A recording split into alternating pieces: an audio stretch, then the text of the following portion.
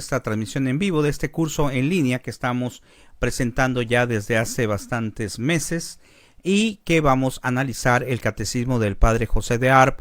Soy Gabriel, soy catequista y bueno, estamos transmitiendo completamente en vivo hoy día jueves 13 de mayo del 2021, son las 6:45 de la tarde, hora del centro de México. Bueno, pues para seguir hablando acerca de lo que es la iglesia, seguimos avanzando en estos temas que considero que son muy importantes, que como he dicho, están orientados este curso de catequesis propiamente a catequistas, pero también a cualquier persona que quiera conocer más acerca de su fe. Les agradezco a las personas que tan amablemente están conectadas en este momento y a las personas que lo van a ver a lo mejor por los canales de YouTube de Mr. Teacher Gabriel y de Supercatólico y el grupo de Supercatólico todavía en diferido. Bueno, pues vamos a empezar con nuestra oración, como siempre, pidiéndole al Espíritu Santo que nos ilumine, que nos dé discernimiento para entender todos los temas o tratar de entender lo más posible, porque pues dentro de nuestra fe pues hay algunos misterios. Por ejemplo, la Santísima Trinidad pues es muy difícil de poderlo entender, es imposible prácticamente entender plenamente ese misterio de la Santísima Trinidad. Vamos a pedirle que nos ilumine el Espíritu Santo y que nos ayude también en nuestra vida personal, familiar, en los aspectos espiritual y humano. Vamos a decir todos: ven Espíritu Santo, llena los corazones de tus fieles y enciende en ellos el fuego de tu amor. Envía, Señor, tu Espíritu y todo será creado y se renovará la faz de la tierra. Ven Espíritu Santo, ven Espíritu de Dios. Bueno, pues vamos a continuar con las preguntas que hemos estado manejando y estamos hablando acerca de lo que es el nacimiento de la iglesia en el tiempo de los Hechos de los Apóstoles, y lo que nos dice el Padre que fue extraordinariamente rápido, como después de Pentecostés empezó a llenarse todo lo que es nuestra fe, la iglesia, ¿verdad?, de tantas y tantas personas, y se fue expandiendo en todo el mundo. Y el Padre aquí nos dice: el éxito fue rápido. Somos de ayer, decía la tertulia, y que lo llenamos, nuestras ciudades, islas, Castilla, municipios, audiencias, el mismo ejército, las tribus, o sea, todo mundo empezaba a formar parte de la iglesia. Dice, y la verdad aún no había pasado 29 años desde que los apóstoles habían comenzado a predicar. O sea que en 29 años se logró una predicación y un número de cristianos, de católicos grandísimo. Acuérdense que decimos católico porque en ese tiempo se da ese término propiamente de católico a los cristianos que estaban llevando este mensaje precisamente de Jesucristo, este evangelio. Por ejemplo, dice el evangelio en los Colosenses, decía: se ha propagado en todo el mundo, donde fructifica y se va creciendo. Esto está en Colosenses. Vean cómo desde ese tiempo, desde las Sagradas Escrituras, nos van comentando cómo se iba expandiendo la iglesia en todo el mundo, ¿verdad? Dice: ya se habían establecido numerosas comunidades de cristianos por toda el Asia Menor, por Grecia, en la misma Roma, en España, o sea, ya había llegado hasta Europa, en África y en la India. El evangelio ya había echado raíces por la predicación de los apóstoles. O sea, los apóstoles, al recibir al Espíritu Santo, al recibir la fuerza del Espíritu Santo, llevan ese mensaje a todas las naciones. Bueno, tristemente ahora, en el tiempo actual, pues a veces parece que hay que reevangelizar a algunos pueblos, ¿verdad? Por ejemplo, España está viviendo ahorita una situación un poquito complicada en cuanto a lo que es el aspecto espiritual, de donde vino precisamente a México, en especial a Latinoamérica, lo que es la evangelización. Pues ahora yo siento que hace falta al revés, ahora que de aquí se evangelice hacia allá, ¿verdad? Porque los tiempos cambian y el mundo empieza a absorber y nos empezamos a olvidar, y hay naciones enteras, bueno, de manera general, claro, no podemos generalizar propiamente, pero las generaciones se van olvidando de Dios, se van olvidando de los principios de nuestra fe, de lo que recibimos nosotros de nuestros antepasados, de la fe en Cristo. Por eso nosotros que somos padres de familia tenemos que luchar, aunque a veces nuestros hijos pues sea un poquito complicado por su edad, por las situaciones de la juventud, pero tenemos que intentar meterle las ideas de que tienen que ver a Dios como lo más importante. Y en algunos casos que no quieran entender, pues no se trata de obligarlos o golpearlos o algo así, pues no. pero lo que podemos hacer muy claramente es seguir hablando de Dios, es seguirles insistiendo de la importancia que es que conozcan a Dios y también rezar por ellos, pedirle a Dios para que esa fe, si está bajando, pues se vaya acrecentando. Para Dios no es imposible. Recordamos la otra vez pues sobre Santa Mónica, ¿verdad?, que estuvo pidiendo por su esposo, por su hijo, y los dos se convirtieron a tal grado de que San Agustín pues llega a ser santo, ¿verdad? Bueno, seguimos analizando entonces las preguntas que nos da aquí el padre y los comentarios. Aquí en el segundo punto nos dice sobre precisamente lo que son los primeros cristianos. Dice, el éxito era real, porque no solamente se convertían los pobres y desamparados, porque pudieron pensar, bueno, pues porque los pobres a lo mejor pues no tenían tanto conocimiento y rápidamente llegaban pues a conocer acerca de Dios, pero no, nos dice, sino los nobles y los ricos, o sea, aquellas personas que se consideraban importantes también se rendían a Dios, se rendían a la fe. Dice, entre ellos varones de esclarecido ingenio, o sea, gente que tenía mucha inteligencia, oradores notables, jurisconsultos, filósofos de ese tiempo, procónsules, senadores nobilísimos, damas y miembros de la familia imperial. O sea, en lo que es la evangelización era a todos los medios, la evangelización era a muchas personas, la evangelización llegaba sin importar las condiciones económicas o los conocimientos, etcétera. Por eso aquí y en la actualidad hasta nuestros tiempos nos hemos topado con gente que a lo mejor han dado su testimonio, ¿verdad? Artistas, gente famosa que se han convertido a Dios, porque la fe es una gracia de Dios, la fe es algo que Dios da, y a veces en muchas ocasiones esas conversiones son, yo creo, porque hay gente que está rezando por ellos. La oración, como decíamos de Santa Mónica, la oración de una madre por sus hijos es grandísima, ¿verdad? Tenemos testimonios en la actualidad, por ejemplo, de Eduardo Veraste, y testimonio de Eduardo Capetillo, de tantas y tantas personas de Manuel Capetillo, de tantas personas que han hecho su conversión algo público, porque quieren dar testimonio de Dios. Así también nosotros tenemos que dar testimonio de Dios. Si tú te has convertido, si tú expresas tu fe y la das a conocer a los demás, lógicamente no tiene que ser para darte a conocer tú, o sea, para sentirte tú alabado o sentirte tú que estás haciendo algo bueno, no, sino es para hacer testimonio de Dios. Hay un sacerdote que una homilía que me pareció formidable, que decía, quien conoce a Dios no puede callar. Quien conoce a Dios no puede simplemente conocerlo para sí mismo, sino lo tiene que dar hacia los demás. Y me parece algo muy importante y muy interesante, porque si tú conoces a Dios, si tú has sido testigo de lo que Dios ha hecho en tu vida, pues tienes que hacer cosas y tienes que dar testimonio. Tenemos que tratar de dar testimonio de ello y explicarlo y decirlo a los demás, empezando por la familia, pero también por todos los amigos y por las personas incluso que nosotros no frecuentamos o no son tan acercados hacia nosotros. Decía por ahí un cantante católico que aconsejaba y decía, jóvenes, les decía en una de sus pláticas, den a conocer a Jesús, porque Jesús no viene y se presenta a él, pero ustedes como testimonio pueden dar a conocer a Jesús, pueden hacer que Jesús llegue al corazón con el testimonio. Acuérdense que ya hemos hablado acerca de este caso de una vez que San Agustín salió con su amigo y le dice, vamos a predicar, y salieron a la plaza y nada más saludaban, daban la bendición y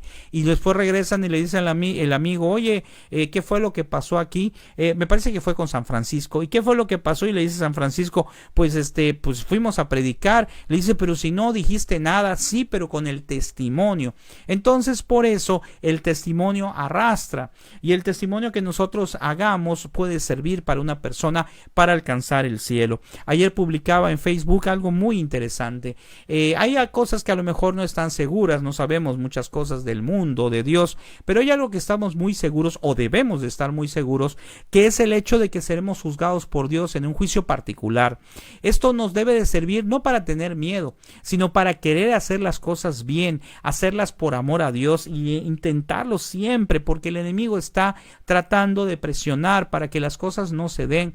El enemigo está para engañarnos, pero Dios está con nosotros. Si nosotros estamos con él, entonces entonces ¿quién contra nosotros? Dice por ahí una frase. Por eso es importante basarnos en esto que estamos viendo ahorita, de que la iglesia creció. ¿Por qué creció? Porque tuvieron fe, porque los apóstoles salieron con todo a predicar, a llevar ese mensaje hacia los demás. ¿Qué más nos dice aquí el padre José de Arp? Bueno, nos dice algo también muy interesante. Dice, la mudanza de su vida era tan real, tan verdadera, tan eficaz que ponía admiración a los mismos gentiles. O sea, todos se quedaban asombrados de que, como estamos mencionando, pues la vida de los apóstoles no era solamente predicar, sino que hacían su predicación su propia vida. O sea, ellos eran testimonios, eran ejemplos vivos de lo que es la predicación del evangelio. Luego dice que podían admiración a los mismos gentiles y les hacía preferir la confiscación de sus bienes, el destierro y aún la muerte antes que apostatar de la religión que habían abrazado. O empiezan a darse cuenta que la fe en Dios era importantísima. Empiezan a apostar por Dios. A veces nos da miedo hacer tal o cual cosa. Ellos no tenían miedo. Ellos fueron a predicar el evangelio y entregaron su tiempo, entregaron su vida incluso a veces por el evangelio. Entonces vean qué interesante lo que nos dice el padre. Y luego aquí un comentario dice, el éxito fue durable.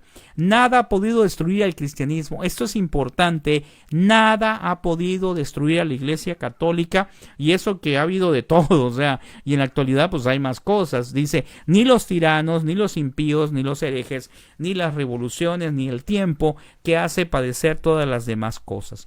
Y esto me recuerda a algo que me platicaba mi tía, en paz descanse. Decía que había un papa, no me recuerdo ahora si me dijo quién, pero había un papa que lo habían apresado y le decía un rey, hoy sí voy a destruir a tu iglesia, y le decía el papa, ni siquiera nosotros lo hemos hecho, o sea, ni siquiera los que están adentro, con nuestros errores, con nuestros pecados, con nuestras equivocaciones, ni nosotros hemos podido destruir. ¿Por qué? Porque la iglesia es una obra de Dios, es una obra divina al ser fundado por Dios. Entonces, como lo dijo él mismo, Jesucristo dijo que esta iglesia no iba a tener poder del enemigo sobre ella. Claro, iba a estar como nos pasa en las tentaciones, nos iba a estar atacando, pero nunca será destruida. La iglesia católica nunca será destruida. En cambio, leyendo por allá los libros de lo que es el padre Amatuli, ¿verdad? Unos libros del padre Amatuli, en paz descanse, pues nos dice y nos citan varias iglesias o denominaciones que dice fue creada en tal fecha y ya no está.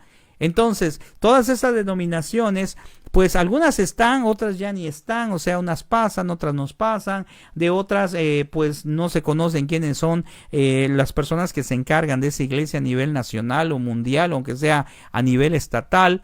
O sea, a nivel muy pequeño. En cambio, en la Iglesia Católica conocemos, ¿verdad?, quién es el Santo Padre actual. Conocemos toda la historia de los papas, desde San Pedro hasta el Papa actual. Por lo tanto, eso es otro signo muy claro de que la Iglesia es la Iglesia de Jesucristo. Y analizando también vamos a checar lo siguiente en la pregunta 248. Dice, ¿no pudo obtener éxito tan sorprendente solo por la industria humana? O sea, aquí el padre cuestiona y dice, ¿no será que el éxito de la iglesia en los primeros tiempos de los apóstoles, pues fue porque ellos tenían esa capacidad humana, o sea, como una empresa que es capaz de hacer cosas grandes? Y dice, no era posible obtener éxito tan sorprendente solo por la industria humana. Claro, también influyó su aspecto humano de cada uno de los apóstoles, sino que es fuerza convertir en lo que lo realizó el poder de Dios omnipotente. Así es, el hecho que la iglesia siga y seguirá así por los siglos de los siglos, pues es simple y sencillamente por el poder de Dios, aunque también pues influye lógicamente las cuestiones humanas, pero es el poder de Dios el que sostiene la iglesia, el que hace que la iglesia sea viva, que siga adelante. Dice, y realmente sí es cosa tan difícil, por no decir casi imposible, conseguir que un solo hombre, renunciando a su convicción, se rinda a un parecer que le repugna o le hace duro admitir. ¿Cómo se explica si no es por intervención especial de Dios el que tan grande número de hombres de toda condición se determinaran en tan breve tiempo a abrazar y confesar con tanta constancia una doctrina tan opuesta a las inclinaciones de la sensualidad y el orgullo humano?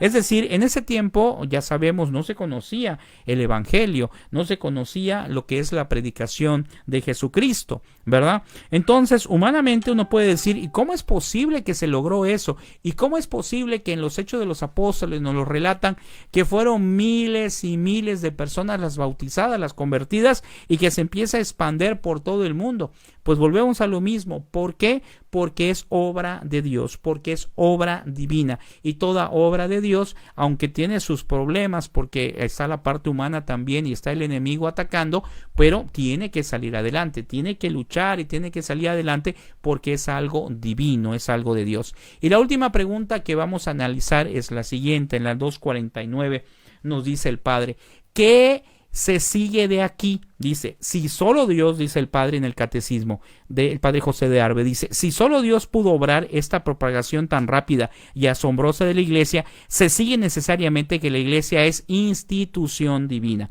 El Padre José de Arbe en su Catecismo nos vuelve a decir, la Iglesia es divina. Sí, claro, es pecadora porque somos pecadores nosotros, o sea, es santa y pecadora, porque nosotros que estamos en la Iglesia, pues somos pecadores, tenemos nuestras fallas, tenemos nuestras situaciones, hay problemas en la Iglesia, sí los hay ahora en Alemania, pero tenemos que estar seguros y convencidos de algo. La Iglesia católica fue la única fundada por Jesucristo. Recordemos, cuando le dijo a San Pedro, le dijo, tú eres Pedro y sobre esta piedra edificaré mi iglesia. Nunca dijo mis iglesias. Por eso es muy importante, amigo, hermano, que tú busques, que intentes llevar el evangelio hacia los demás. Empezando por la familia, que ya te digo, cuesta trabajo, lo veo de manera personal. A veces los hijos están más interesados en otras cosas que en hablar de Dios. Pero no hay que dejar de hacerlo, hay que seguir hablando de Dios. Y sobre todo hay que seguir hablando con Dios, es decir, hay que seguir rezando, hay que seguir orando, hay que pedir a Dios por nuestra familia y por nuestros amigos y por todo el mundo, porque cada día el mundo se aleja más de Dios, mientras lo que estamos viendo ahorita, precisamente de los primeros apóstoles que se dedicaron a predicar, que puedes checarlo en lo que son los Hechos de los Apóstoles, como tantas gentes se convirtieron en un momento tan rápido, pues ahora está pasando humanamente, tal vez pudiera parecer lo contrario. Hay mucha gente que ya, por ejemplo, por esto de la pandemia, ya no quieren ver la misa, ya no van a misa o ya no la quieren ver en lo que son las redes sociales. Yo recuerdo cuando empecé a transmitir, por gracia de Dios que me permitió un sacerdote aquí, transmitir su misa, pues ¿qué es lo que pasó? Eran 1,500, 1,800 personas que lo veían el año pasado. La última transmisión que hice el domingo pasado, pues creo que fueron como 80 o 100 personas. Pero no hay que desanimarnos, porque esa transmisión de la Santa Misa queda ahí guardada en Facebook, la comparto también en el canal Supercatólico de YouTube y en cualquier momento va a dar algún fruto. Ese fruto ya no va a depender de nosotros, ese fruto va a depender de Dios, simple y sencillamente. ¿Por qué? Porque se tira la semilla y es Dios quien la recoge y da frutos, ¿verdad? Por eso entonces no hay que desanimarnos. Y ahora que estamos viendo en este tema cómo la Iglesia Católica ha florecido y va creciendo, y aunque hay problemas sigue adelante y nunca va a desaparecer porque es promesa de Dios. Si fuera promesa humana, pues a lo mejor ya no habría nada, pero como es una promesa de Jesucristo, como dice el padre José de Arbe aquí en el Catecismo, que vamos por la mitad todavía, pues es una promesa divina, porque es una institución divina, porque es creada por Dios, fundada por Jesucristo. Bueno, pues esperamos que te haya servido este tema. Como siempre son temas cortitos. Mañana vamos a ver la última parte de lo que es este tema de la iglesia y vamos a ver más temas. Los temas que siguen ya son relacionados a cosas propiamente como el aspecto de los sacramentos, los mandamientos, que también son muy interesantes. Que el Señor te bendiga y nos vemos, Dios mediante, mañana. Como siempre a esta hora, 6:30, comenzamos. Hasta luego y gracias por tu tiempo. Bendiciones.